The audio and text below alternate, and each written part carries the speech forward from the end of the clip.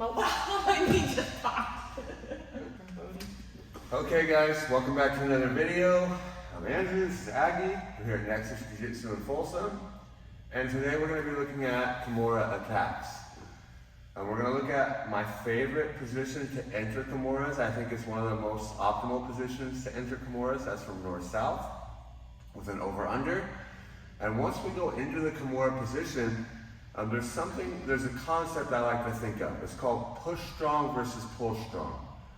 When you have a push strong Kimura, which is what most gyms teach, what you learn in most places, when you have a push strong Kimura, it offers a lot more mobility for the person on bottom, and generally the positions you're in when you're attacking push strong Kimuras allow for pretty substantial escape potential, right?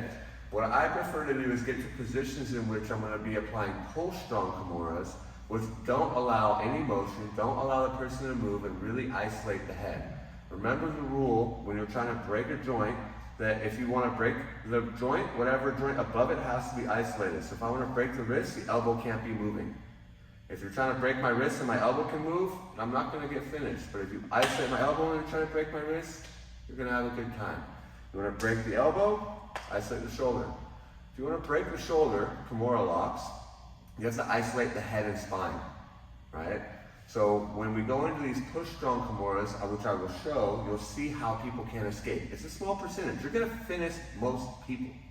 But I have enough people in my gym alone that can escape push strong Kimuras that I can't tolerate those types of scenarios. Okay, so we're going to go through that whole concept and look at how we can get into higher percentage finishes, where it doesn't matter how flexible, strong, athletic, good, whatever, it doesn't matter how good they are, you're going to be able to finish. Okay? So we're going to start in our north-south position here, and I have an over-under style position. One elbow under, one arm over. I'm going to take my hand between her elbow and her belly, and I'm going to start driving her up onto her side here by driving the elbow across. As I'm doing that, I can look away from her and pop her hand in front of me. And right away, I've already got the start of my Kimura. And then here I'm going to go to wrist control and lock my Kimura in place. Now, if she doesn't connect her hands, obviously I can go straight into my attacks. So usually, they're going to connect their hands here. So when I find that they're doing this and I can't break this grip, what I like to do, trust my grip on her forearm, take my hand through and grab the far leg and flare my elbow. Now I can put my knee right on the bicep and then break the grip pretty easily, okay? Now, conventional Kimuras are taught here, that you're gonna take the hand, push it back and behind, and look to finish with push strong Kimuras. You see how much motion there is there? That's a lot. Now, if I'm sitting here trying to finish, and she puts her hand on my leg or on my knee and pushes her head out and away and starts bringing her head up, she's gonna unravel that position. Right? And you can actually see it in one of my live rounds earlier in my videos with Mike Olson. I go for a Kimura, I don't control his head, he sits up and gets out of the position, exactly like what you just saw. Right? In that motion, I was just moving quick, just trying to play around, but when I'm serious about it, I can't allow situations like this to occur. Okay? So what I need to make sure of is that I isolate her head and I go for pull strong Kimuras versus push strong. Okay? So, we worked her up to the side, okay? I separated the hands here, and now instead of trying to finish here, what I'm going to do is take my pushing hand, so whatever hand's on the wrist, that's your pushing hand. Whatever arm's elbow to elbow, that's your pulling arm. I'm going to take my pushing hand elbow to the mat behind her back, okay? So let's start. Pivot. Alright, so I'm going to be here. I've separated her hands. And now I take my elbow to the mat here, okay? And now, from here, what I want to do is flatten her shoulder line. So I'm going to sprawl my hips against her shoulders and flatten her shoulder line here. And now what I'm doing is I'm laying on what we call the power line. My right hip goes from her right shoulder, and my right shoulder is on her left hip. So I have diagonal control over her position. And because I'm laying on her shoulder line, her head and shoulder is isolated.